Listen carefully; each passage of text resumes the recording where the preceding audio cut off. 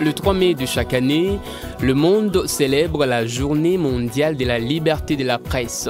Peut-on parler d'une liberté de presse menacée en RDC? Quelle liberté de presse aujourd'hui et demain? État de lieu et solutions dans ces débats avec nos invités.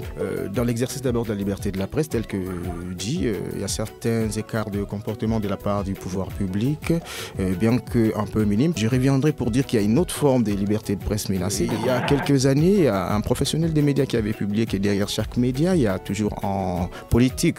Il s'avère qu'il y a un certain nombre de journalistes, et par la quête de moyens de vivre, ils s'alignent sous prétexte de créer un nouveau genre journalistique qui soutient telle ou telle autre opinion. Moi, je le classe carrément dans les rangs des écarts de comportement des journalistes. Aujourd'hui, journalistes de l'Est et journalistes de l'Ouest, apparemment, nous vivons dans deux mondes différents.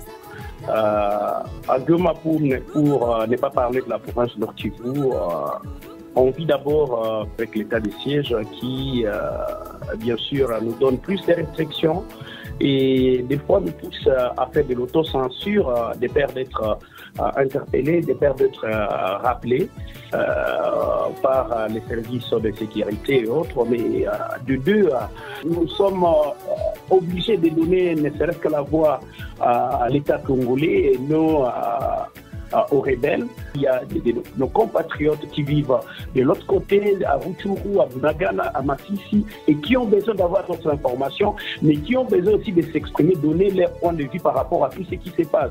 Le président de la République a promis départ 7 fois, je dis bien 7 fois.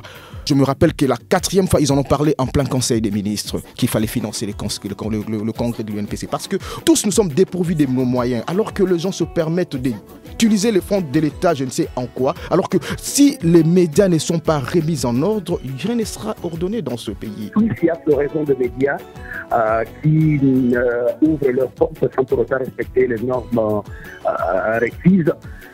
Les journalistes sont comme des clochards, ils ne sont pas payés, alors ils doivent chercher par ou par quatre examens comment survivre et rester journalistes. Ce qui fait que les journalistes sont un cheval entre la communication et l'information. Ce sont peu de médias qui payent leurs journalistes.